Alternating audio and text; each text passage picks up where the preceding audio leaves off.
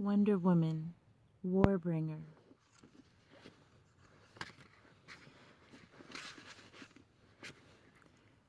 Chapter 1. You do not enter a race to lose. Diana bounced lightly on her toes at the starting line, her calves taut as bowstrings, her mother's word reverberating in her ears. A noisy crowd had gathered for the wrestling matches and the javelin throws that would mark the start of the Nemedian Games. But the real event was the foot race, and now the stands were buzzing with word that the Queen's daughter had entered the competition. When Hippolyta had seen Diana, amid the runners clustered on the arena sands, she displayed no surprise. As was tradition, she's descended from her viewing platform to wish the athletes luck in their endeavors, sharing a joke here, offering a kind word of encouragement there. She had nodded briefly to Diana, showing her no special favor, but she'd whispered so low that only her daughter could hear. You do not enter a race to lose.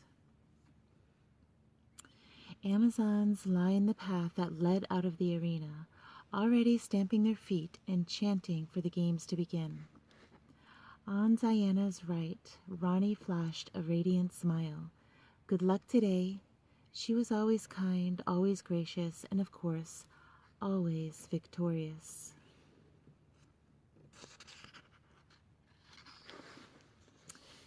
To Diana's left, Thyra snorted and shook her head. She's going to need it. Diana ignored her. She'd been looking forward to this race for weeks. A trek across the island to revive one of the red flags hung beneath the great dome in Bana Migdal. In a flat-out sprint, she didn't have a chance. She still hadn't come into the fullness of her Amazon strength. You will in time, her mother had promised, but her mother promised a lot of things. The race was different. It required strategy, and Diana was ready.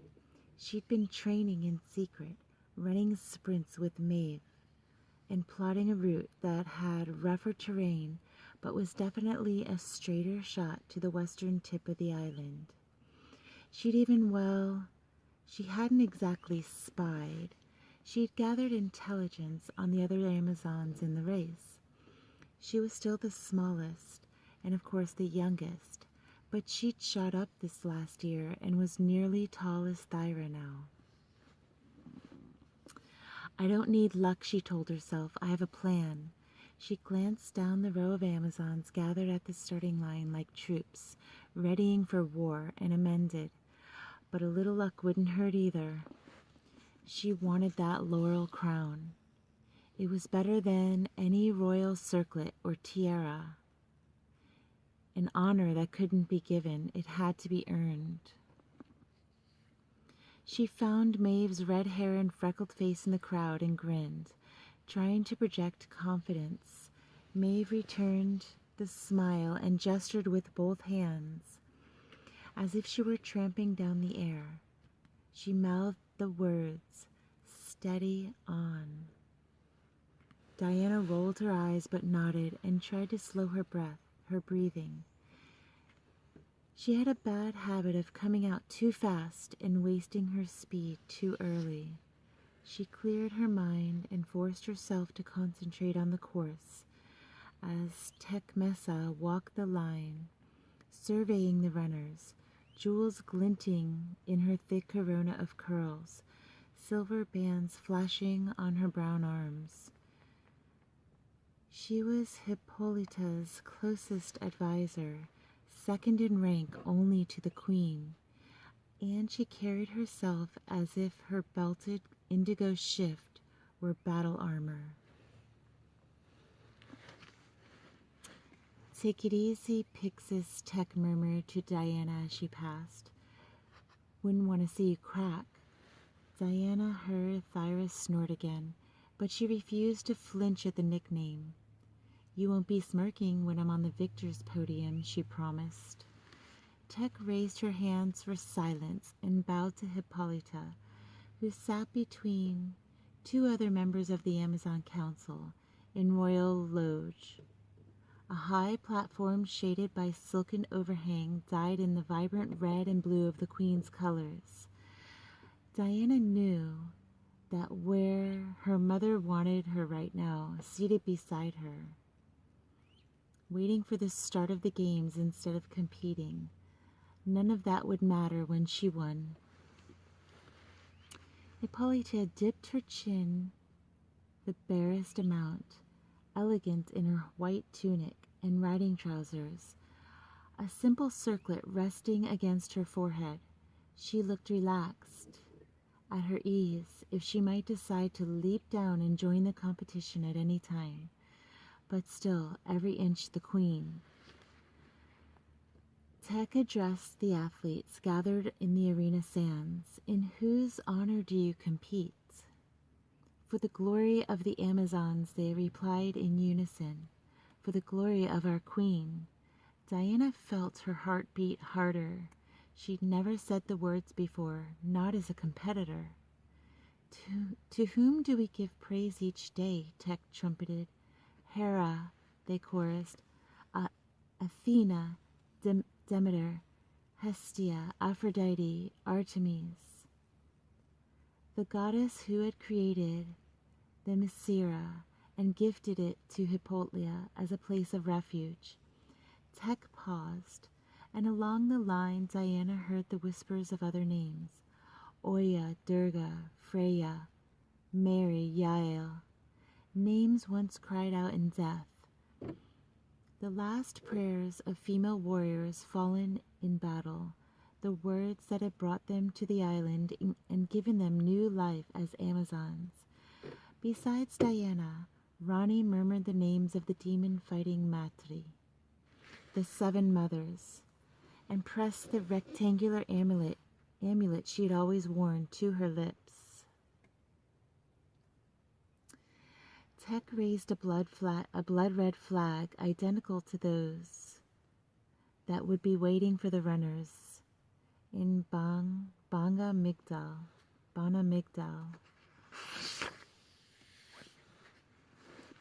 May the island guide you to victory, she shouted. She dropped the red silk. The crowd roared. The runners began toward the eastern arch. Like that, the race had begun. Diana and Maeve had anticipated a bottleneck, but Diana still felt a pang of frustration as runners clogged the stone throat of the tunnel. A tangle of white tunics and muscled limbs, footsteps echoing off the stone, all of them trying to get clear of the arena at once. They were on the road, sprinting across the island, each runner choosing her own course. You do not enter a race to lose. Diana set her pace to the rhythm of those words, bare feet slapping the packed earth of the road that would lead her through the tangle of Siberian woods to the island's north coast.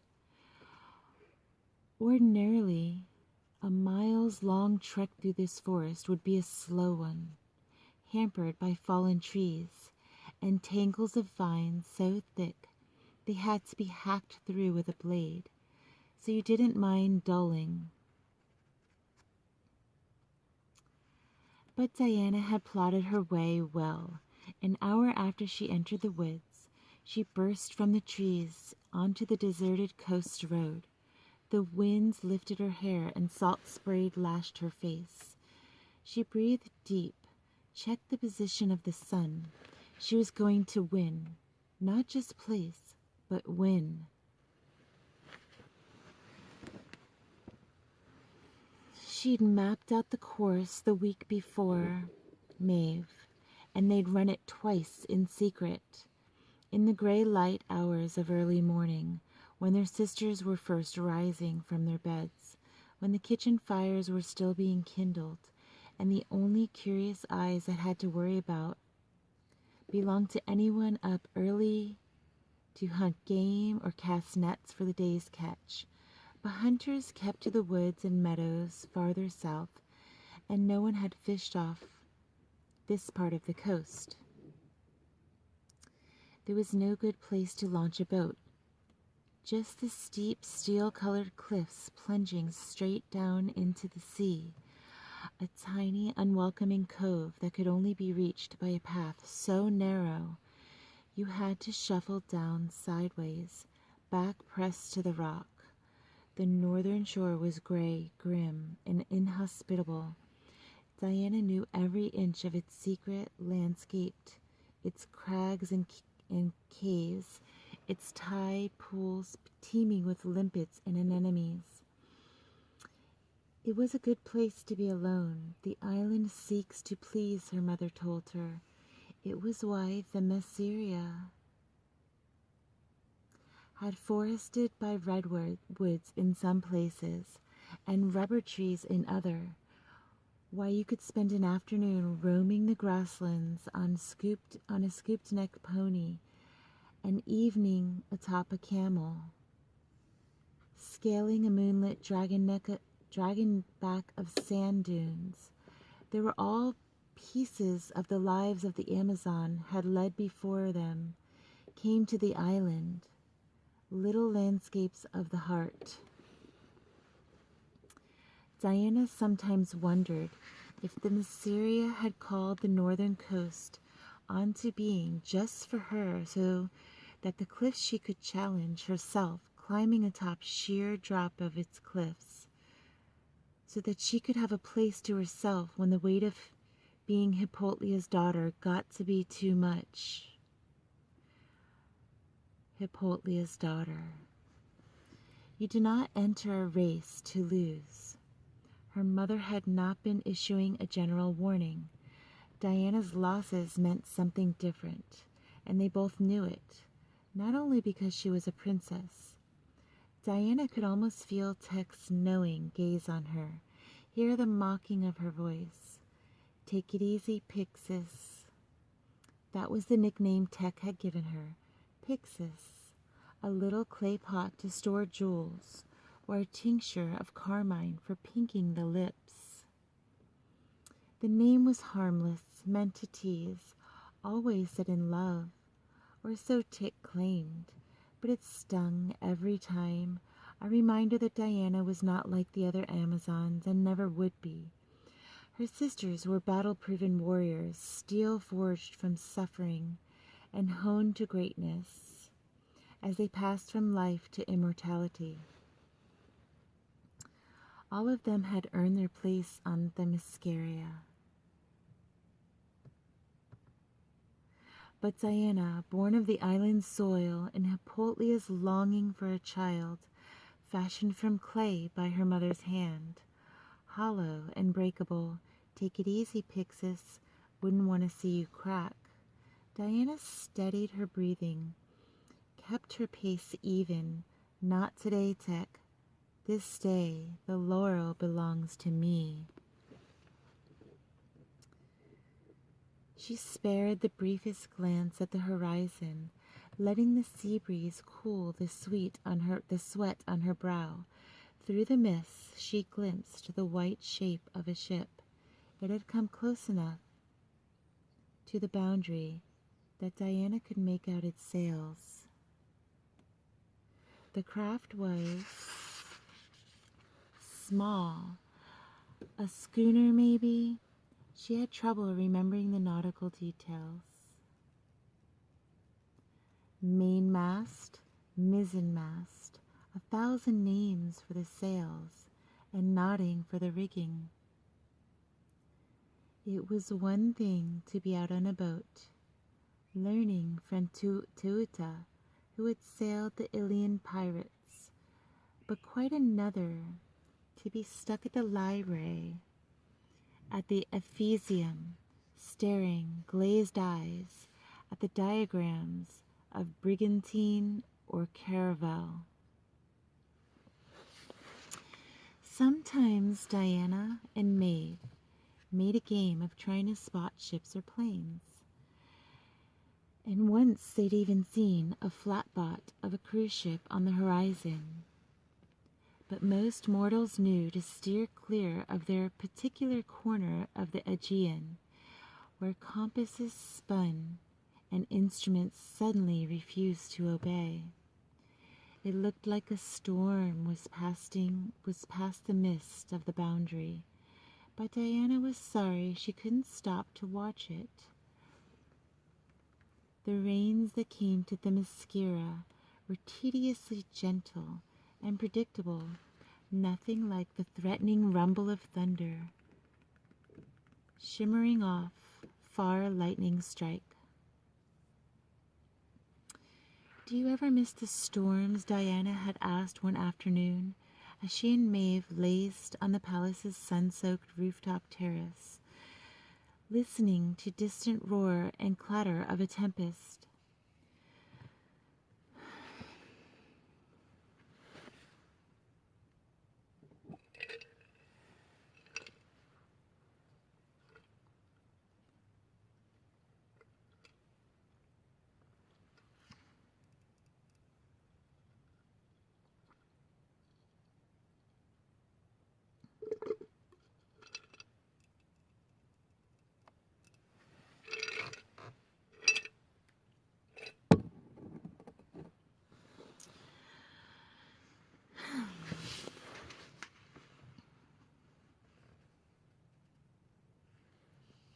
Where was I?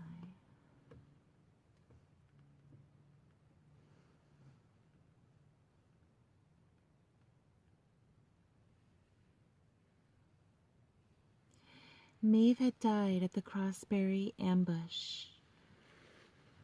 The last words on her lips a prayer to Saint Bridget of Kildare. She was new to the island by Amazon standards, and came from Cork, where storms were common. "No," Maeve had said in her lilting voice. "I miss a good cup of tea, dancing boys." "Definitely not rain. We dance," Diana protested. Maeve had just laughed. "You dance differently when you know you won't live forever." Then she'd stretch, freckles like dense cloud of pollen on her white skin. "I think I was a cat in another life, because all I want to do is lie around, sleeping in the world's biggest sunbeam." Steady on, Diana resisted the urge to speed forward. It was hard to remember, to keep something in reserve. With the early morning sun on her shoulders and the wind at her back, she felt strong, but it was easy to feel strong when she was on her own. A boom sounded over the waves, a hard metallic clap, like a door slamming shut. Diana's steps faltered.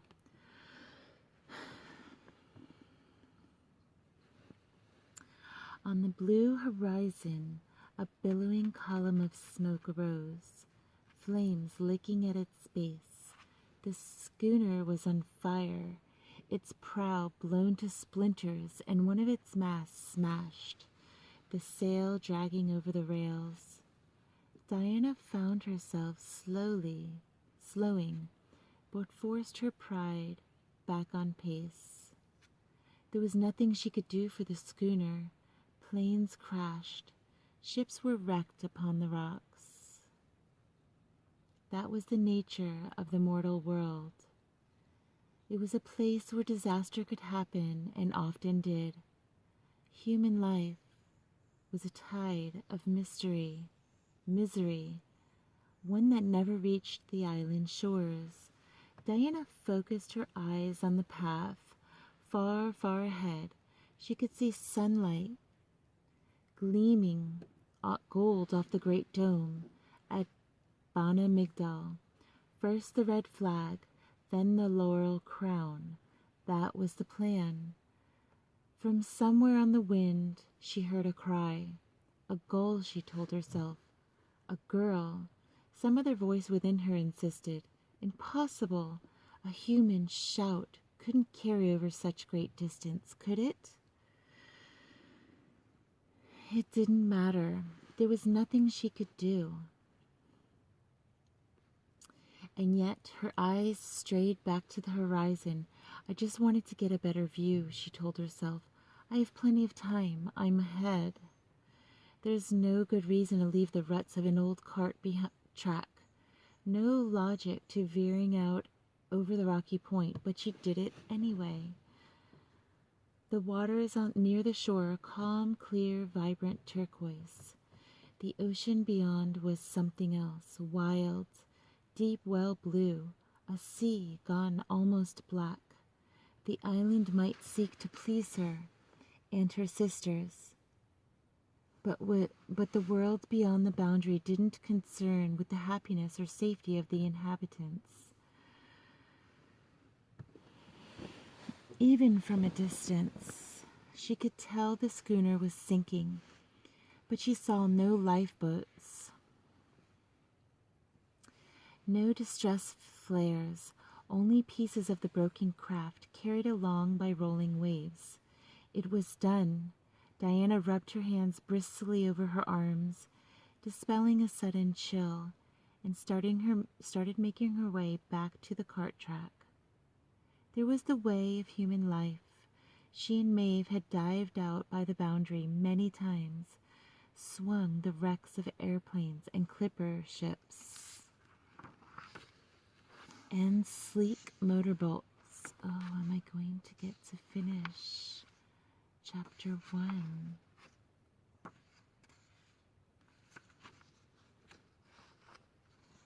Yes, possibly in 2 takes.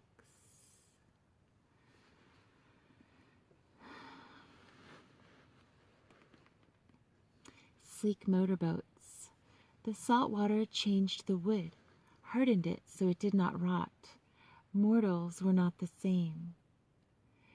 There were food for deep-sea fishes, food for sharks, and for time that ate them slowly, inevitably, whether they were on water or on land.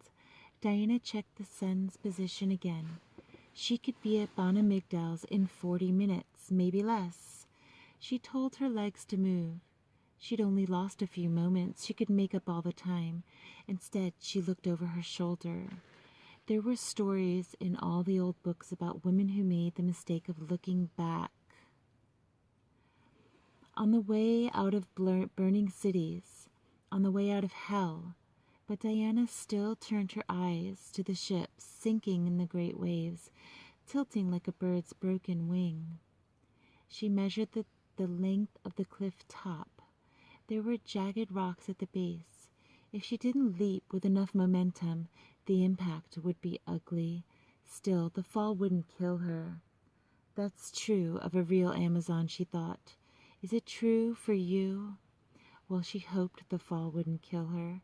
Of course, if the fall didn't, her mother would. Diana looked once more at the wreck and pushed off. Running full out, arms pumping, stride long, picking up speed, closing the distance to the cliff's edge. Stop, stop, stop, her mind clamored. This is madness. Even if there were survivors, she could do nothing for them. To try to save them was to court exile, and there would be no exception to the rule, not even for a princess. Stop. She wasn't sure why she didn't obey. She wanted to believe it was because a hero's heart beat in her chest, and she demanded answer that frightened to call.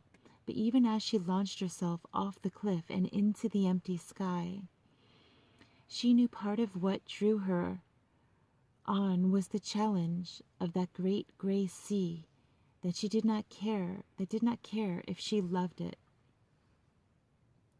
Her body cut a smooth arc through the air, arms pointed like a compass needle, directing her course. She plummeted towards the water and broke the surface in a clean plunge, ears full of sudden silence, muscles tensed for brutal impact of the rocks. None came. She shot forward, upward, deep in a breath, and swam straight for the boundary, arms slicing through the warm water. There was always a little thrill when she neared the boundary, when the temperature of the water began to change, the cold touching her fingertips first, then settling over her scalp and shoulders. Diana and Maeve liked to swim out from the southern beaches, daring themselves to go farther and farther. Once they glimpsed a ship passing in the mist, sailors standing at the stern. One of the men had lifted an arm, pointing in their direction. But she plunged to safety. They'd plunged to safety, gesturing wildly to each other beneath the waves, laughing so hard, but that by the time they reached the shore, they were both choking on salt water. We could be sirens, Maeve had shrieked as they flopped onto the warm sand, except neither of them could carry a tune. They'd spent the rest of the afternoon singing violently off-key Irish drinking songs and laughing themselves silly until Tech had found them. Then they'd shut up quick. Breaking the boundary was a minor infraction. Being seen by mortals anywhere on the island was cause for serious disciplinary action. And what Diana was doing now. Stop, but she couldn't, not when that high human cry still rang into her ears. Diana felt the cold water beyond the boundary engulf her fully. The sea had her now, and it was not friendly. The current seized her legs, dragging her down, a massive rolling force. The barest shrug of a god. You have to fight it, she realized, demanding that her muscle correct her course. She'd never had to work against the ocean. She bobbed for a moment on the surface, trying to get her bearings. As the wave crested around her, the water was full of debris, shards of wood, broken fiberglass, orange life jackets that the crew must not have had time to don. It was nearly impossible to see through the falling rain and the mists that shrouded the island. What am I doing out here? She asked herself. Ships come and go. Human lives are lost. She dove again, peered through the rushing gray waters, but saw no one. Diana surfaced, her own stupidity carving a growing ache in her gut. She'd sacrificed the race. This was supposed to be the moment her sisters saw her truly, the chance to make her mother proud. Instead, she'd thrown away her lead, and for what? There was nothing out here but destruction. Out of the corner of her eye, she saw a flash of white, a big chunk of what might have been the ship's hull. It rose on a wave, vanished, rose again, and as it did, Diana glimpsed a slender brown arm, holding tight to the side, fingers spread, knuckles bent. It was gone. Another wave rose, a great gray mountain. Diana drove beneath it, kicking hard, then surfaced, searching bits of lumber and fiberglass everywhere. Impossible to sort out one piece of flotsam from another. There it was again, an arm, two arms, a body, a bowed head, hunched shoulders, lemon-colored shirt, a tangle of hair, a girl. She lifted her head, gasped for breath, dark eyes wild with fear. A wave crashed over her in a spray of white water. The chunk of hull surfaced. The girl was gone. Down again. Diana aimed for the place she'd seen the girl go under. She glimpsed a flash of yellow and lunged for it, seizing the fabric and using it to reel her in. A ghost's face loomed out at her from the cloudy water. Golden hair, blue gaze wide, lifeless. She'd never seen a corpse up close before. She'd never seen a boy up close before.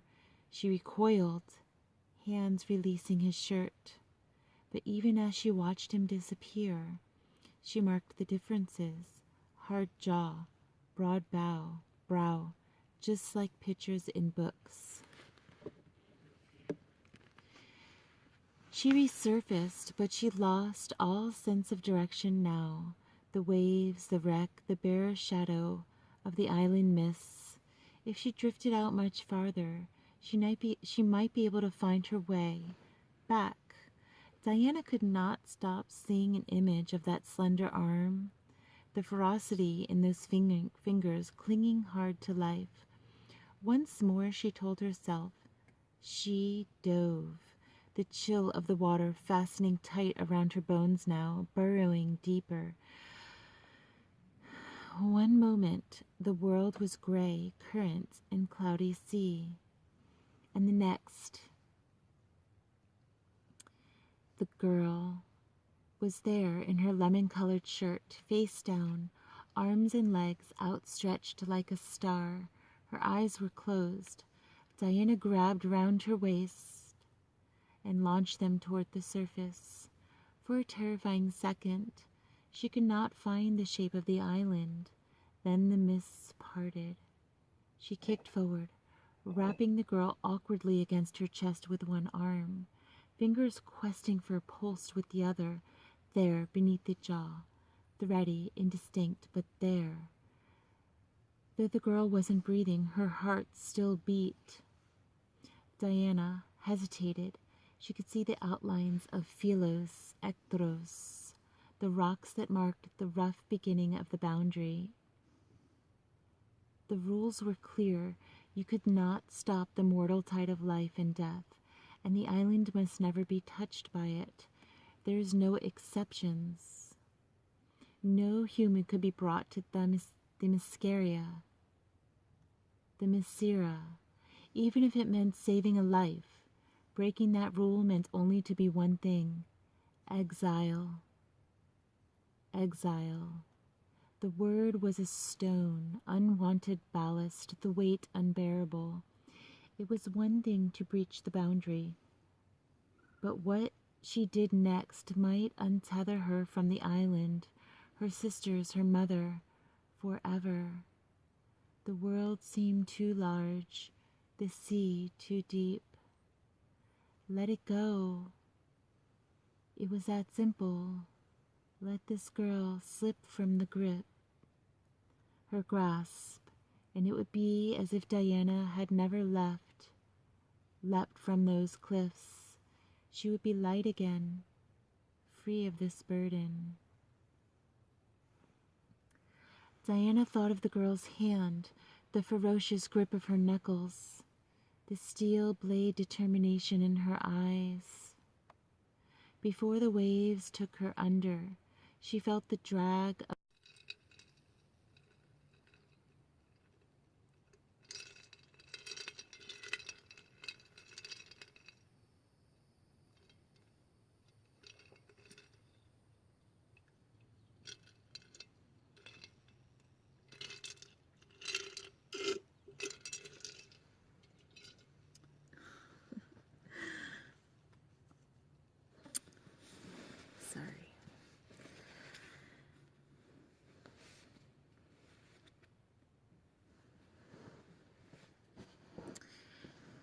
Diana thought of the girl's hand. Diana thought of the girl's hand, the ferocious grip of her knuckles, the steel blade determination in her eyes. Before the wave took her under, she felt the ragged rhythm of the girl's pulse, a distant drum, the sound of an army marching, one that had fought well but could not fight much longer. She swam for shore. As she passed through the boundary which the girl clutched to her, the mists dissolved and the rain abated. Warmth flooded her body. The calm water felt oddly lifeless after the thrashing of the sea. But Diana wasn't about to complain. When her feet touched the sandy bottom, she showed up, shifting her grip to carry the girl from the shallows. She was eerily light, almost insubstantial. It was like holding a sparrow's body.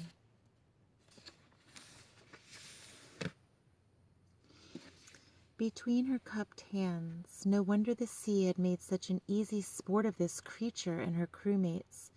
She felt temporary, an artist's cast of a body rendered in plastic. Diana laid her gently in the sand and checked her pulse again. No heartbeat now. She knew she needed to get the girl's heart going, get the water out of her lungs, but her memory on just how to do this was a bit hazy. Diana had studied the basics of reviving a drowning victim, but she hadn't ever put it into practice outside the classroom. It was also possible she hadn't paid close attention at the time. How likely was it that an Amazon was going to drown, especially in the calm waters of the Mesquira? And now her daydreaming might have cost this girl her life. Do something, she told herself. Try to think of her past her panic. Why did you drag her out of the water if you're only going to sit there staring at her like a frightened rabbit? Diana placed 2 fingers on the girl's sternum, then tracked lower to what she had hoped to be the right spot.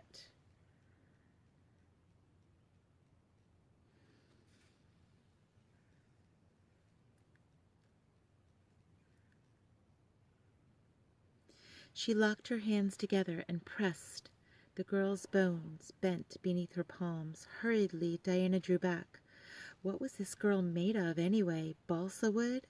She felt about as solid as the little models of the world monuments Diana had been forced to build for her class. Gently she pressed down again, then again. She shut the girl's nose with her fingers, closed her mouth over cooling mortal lips, and breathed. The gust drove into the girl's chest. Diana saw it rise, but this time the extra force seemed to be a good thing. Suddenly the girl was coughing, her body convulsing as she spat up salt water. Diana sat back on her knees and released a short laugh. She'd done it. The girl was alive. The reality of what she'd done, what she dared, just struck her. All the hounds of Hades, she'd done it. The girl was alive. And trying to sit up. Here, Diana said, bracing the girl's back with her arm. She couldn't simply kneel there, watching her flop about on the sand like a fish.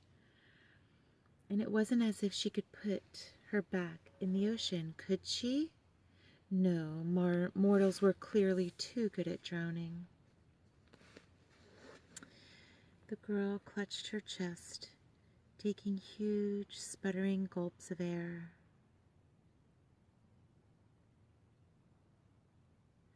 The others, she gasped, her eyes wide so Diana could see the white ringing her irises all the way around.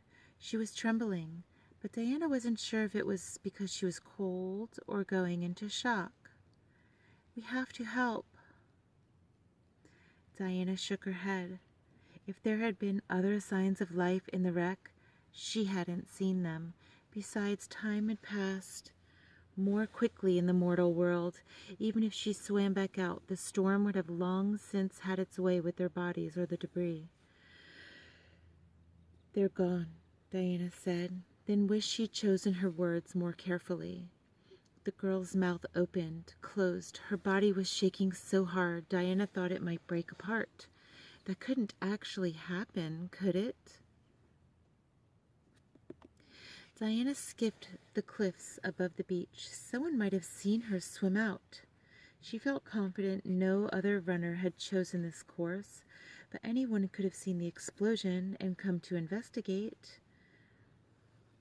I need to get you off this beach. Can you walk? The girl nodded, but her teeth were chattering and made no move to stand. Diana's eyes scoured the cliffs again. Seriously, I need you to get up.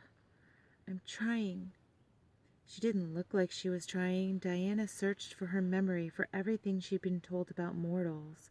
The soft stuff, eating habits, body temperatures, cultural norms. Unfortunately, her mother and tutors were more focused on what Diana referred to as the dire warnings. War, torture, genocide, pollution, bad grammar. The girl shivering before her on the sand didn't seem to qualify for inclusion in the dire warnings category. She looked almost the same age as Diana, brown-skinned, her hair a tangle of long, tiny braids covered in sand. She was clearly too weak to hurt anyone but herself. Even so, she could be plenty dangerous to Diana. Exile dangerous, banished forever dangerous. Better not think about that. Instead, she thought back to her classes with Tueta.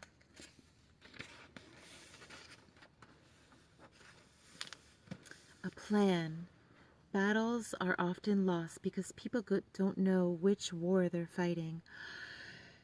All right, the girl couldn't walk any great distance in her condition. Maybe that was a good thing, given that Diana had nowhere to take her. She rested on what hoped to be a comforting hand on the girl's shoulder. Listen, I know you're feeling weak, but we should try to get off the beach. Why? Diana hesitated, then opted for an answer that was technically true, if not wholly accurate. High tide. It seemed to do the trick because the girl nodded. Diana stood and offered her hand. I'm fine, the girl said, shoving to her knees, then pushing up to her feet. You're stubborn, Diana said with some measure of respect. The girl had almost drowned and seemed to be about as solid as driftwood. And down. But she wasn't eager to accept help, and then she definitely wasn't going back to what Diana suggested next. I need you to climb on my back. A crease appeared between the girl's brow. Why? Because I don't think you can make it up the cliffs. Is there a path? No, Diana said. That was definitely a lie. Instead of arguing, Diana turned her back. A minute later, she felt a pair of arms around her neck. The girl had hopped on, and Diana reached back to take hold of her thighs to hitch her into position. Hold on tight. The girl's arms clamped around her windpipe. Not that tight, Diana choked out. Sorry. She loosened her hold. Diana took off at a jog. The girl groaned. Slow down. I think I'm going to vomit. Vomit? Diana scanned her knowledge for bodily functions, and it immediately smoothed her gait. Do not do that. Just don't drop me. You weigh about as much as a pair of heavy boots. Diana picked her way through the big boulders, wedging against the base of the cliff. I need my arms to climb, so you're going to have to hold on with your legs, too. Climb? The cliff. You're taking me up the side of a cliff? Are you out of your mind? Just hold on and try not to strangle me. Diana dug her fingers into the rock and started putting distance between them and the ground before the girl could think too much more about it. She moved quickly. This was familiar territory to Diana had scaled these cliffs countless times and since started visiting North Shore. When she was 12, she discovered the cave where they were headed. There were other caves lower on the cliff face, but they filled when the tide came in. Besides, they were too easy to crawl out of if someone got curious. The girl groaned again. Almost there, Diana said encouragingly. I'm not opening my eyes. Probably for the best. Just don't, puke all over you? Yes, said Diana, that. Amazons didn't get sick, but vomiting appeared in any number of novels and featured in a particularly vivid description from her anatomy book. Blessedly, there were no illustrations. At last, Diana hauled them up to the divot in the rock that marked the cave's entrance. The girl rolled off and heaved a long breath. The cave was tall, narrow, and surprisingly deep, as if someone had taken a cleaver to the center of the cliff. It was gleaming black rock's sides were perpetually damp with sea spray. When she was younger, Diana had liked to pretend that if she kept walking, the cave would lead straight through the cliff and open up onto some other land entirely. It didn't. It was just a cave and remained a cave no matter how hard she wished. Diana waited for her eyes to adjust, then shuffled farther. Inside, the old horse blankets still there, wrapped in oilcloth and mostly dry, if a bit musty. As well as her tin box of supplies, she wrapped the blanket around the girl's shoulders.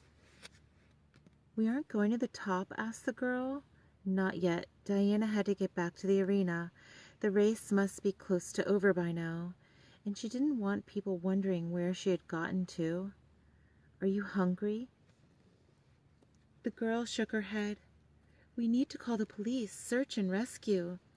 "That isn't possible." "I don't know what happened," the girl said, starting to shake again. "Jasmine and Ray were arguing with Dr. Ellis, and then there was an explosion. I saw it from shore." "It is my fault," the girl said as tears spilled over her cheeks. "They're dead, and it's my fault." "Don't," Diana said gently, feeling a surge of panic. "It was the storm." She laid her hand on the girl's shoulders. "What's your name?" "Aaliyah," the girl said, burying her head in her arms. "Aaliyah, I need to go, but—" "No," Aaliyah said sharply. "Don't leave me here."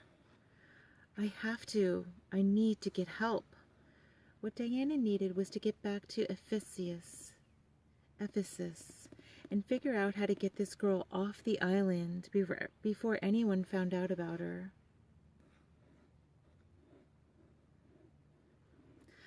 Aaliyah grabbed hold of her arm, and again Diana remembered the way she clung to that piece of hull. "Please," Aaliyah said, "hurry. Maybe I can send a helicopter. There could be survivors." "I'll be back as soon as I can," Diana promised. She slid the tin box toward the girl. "There are dried peaches and peely seeds and a little fresh water inside. Don't drink it all at once." Aaliyah's eyelids stuttered. "All at once? How long will you be gone?" "Maybe a few hours. I'll be back as fast as I can. Just stay warm and rest." Diana rose. "And don't leave the cave." Aaliyah looked up at her, her eyes deep brown and heavily lashed, her gaze fearful but steady. For the first time since Diana had pulled away from the water, Aaliyah seemed to be truly seeing her. "Where are we?" she asked. "What is this place?"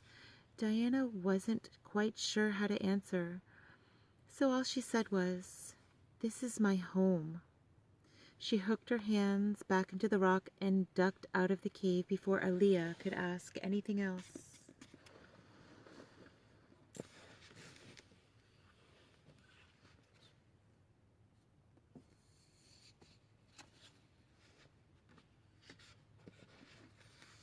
Next week, I'll be reading Chapter 2.